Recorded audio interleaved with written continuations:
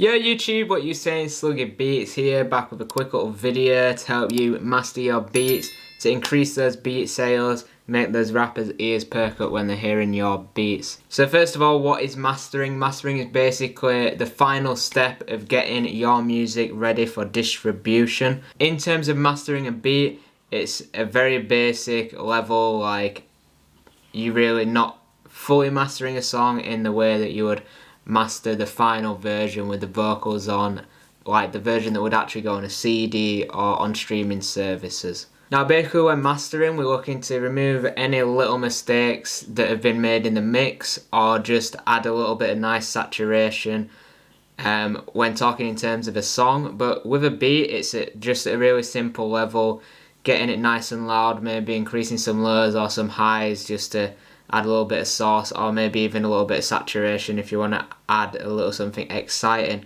Now I'm going to show you 3 really simple, easy ways that anyone can sort of get a hang of in Logic Pro X. These do translate to other DAWs too, but obviously some of the plugins are just, the plugins that I'm going to be using are going to be Logic default ones, as well as on the final plugin we'll be looking at an external plugin that you can get for any DAW. So the first way of mastering our tracks that we're going to look at is just using a simple limiter. Now a limiter just basically stops your overall volume from going above a certain output level. So as you can see here, we've got an output level of 0 dB, which means it's not going to go above that. It's going to reduce the volume to sit under 0 dB. Now this is going to prevent your track from clipping, and clipping is when it basically pushes into the red, which you can get distortion and just other bad noise. It just doesn't sound good, basically. It distorts if it's pushing above that. So that's why we want our output level set to 0 dB. Some people like to go to -1 just to be on the safer side, but I just usually leave it at 0 dB. Now when mastering a beat or a song, you want to be listening to the loudest part of your track, and that's because what a limiter is going to do is reduce it under 0 dB, but obviously you want your input at the loudest part. Otherwise, if you push your input in the quietest part of your track, when you get to the louder part, it's just going to reduce it loads, and I'll show you an example of that in a minute. So if we just play our loudest part of the track here, and we start to push the gain up, you can hear it's getting louder, and we start getting the reduction here.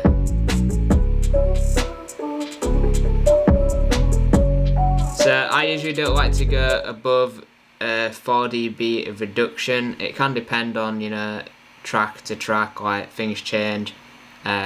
It's all about just using your ears really. You can't just use the numbers, but as a rule of thumb, just to get used to it, try maybe not go above 4 dB, but like I say, just use your ears and try your best with it. So if you're here, if I push this hard, when the 808 hits, everything ducks, and that's because it's reducing it more, and then it's got this sort of pumping effect, if that makes sense, and that's what you don't want. And that's what would happen if you mastered your track at the quieter part. So for this part, it probably wouldn't sound that bad. It's not really reducing it much, but when we get to the 808, it's got that dipping effect. So -8 dB sounded about right.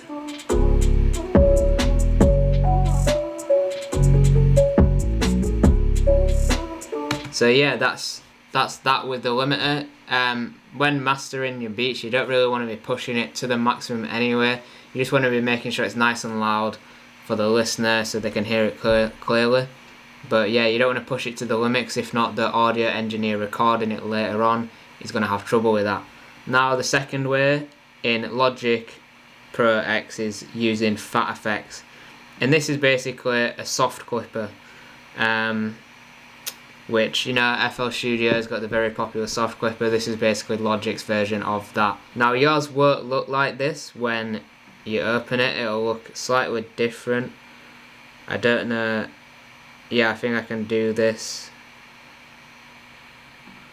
If I do this and then record default. Yeah, so yours is going to look like this when you get it. What I do is I just turn this off, turn the distortion off, and you want to have the output to 0 dB, and then you can do this and click save as default. Oh sorry, you want to take this off as well, and then save as default, which is just going to save you some time when using it in the future. So yeah, that's just going to save time in the future. Now the output works the same as it did on the limiter.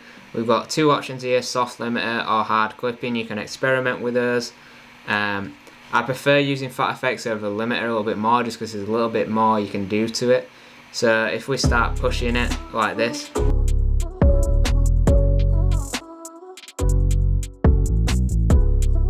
now you don't have a reduction meter like you do in the limiter, but you can, you know, once you get maybe used to using the limiter, or you can use the limiter first and then move to phat effects if that helps you more, just to get an ear for it. And then you can also add the distortion and stuff if you want, just to add a little bit of nice saturation. So like, you've got soft saturation, and it can just sometimes bring out the 808 a little bit. Obviously that's extreme, but just so you can hear it. This very dry saturation can be quite nice for your 808 as well. But obviously you want to be subtle when mastering, nothing too crazy. We've got the bass enhancer too, which again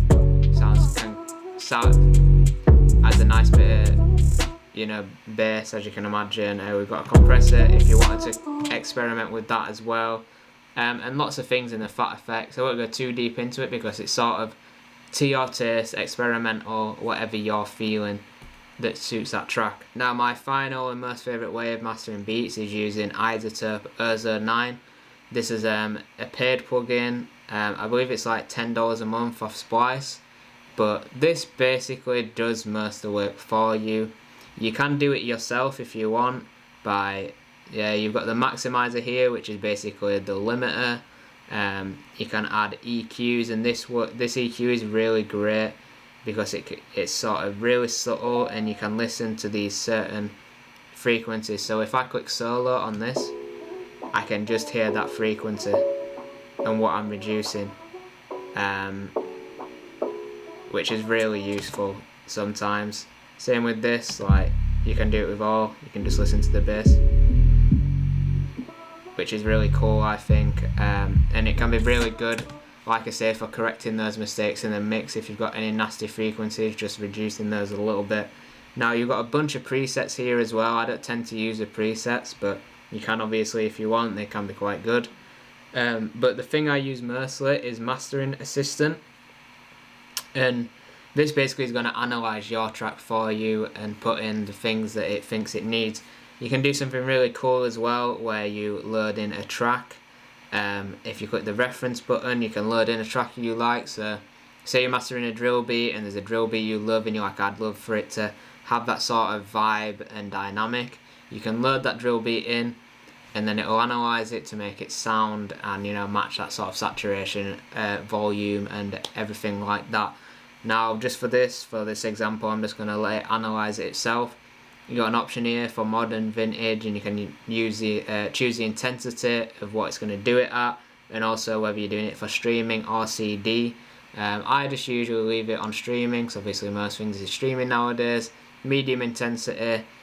I have experimented with the medium and high. I've not really used the low one, but high can sometimes just push the track a little bit too much, so I just like to stick it on medium. And all you're going to do is click next. As you can see, it says play the loudest part of your track.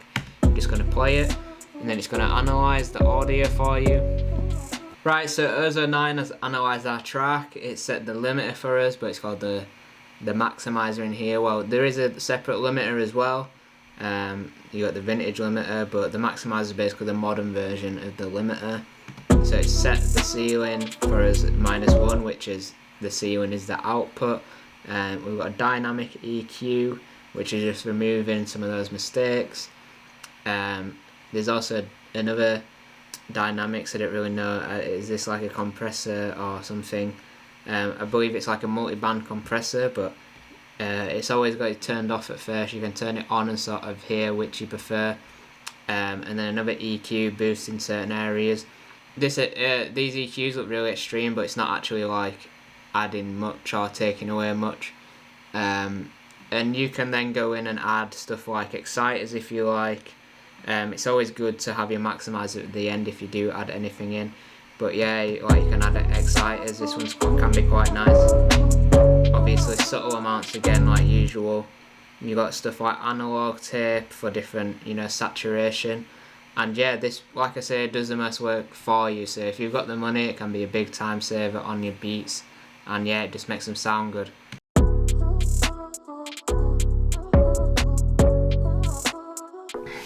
So guys, that brings us to the end of the video. If this video has helped you out, please smash that like button down below. It's really appreciated and it really helps me keep on growing. I hope I've taught you a couple new things about mastering, hopefully help you master your own beats. This sort of thing does take time to learn and, you know, train your ears. So, you know, don't worry if it's not like bang on right away. This type of thing does take a long time to learn, and you know, it's all about ear training, using your ears. It's not something you can really just look at the numbers on the screen and say, yeah, it hits this number. So I know I did say stuff like that throughout the video just to help out, because those type of things help me when learning it, but eventually just ignore the numbers and just use your ears when you've trained up to that level. Once again, I've been Sluggy Beats. I hope you've enjoyed this video and I will see you next time. Goodbye.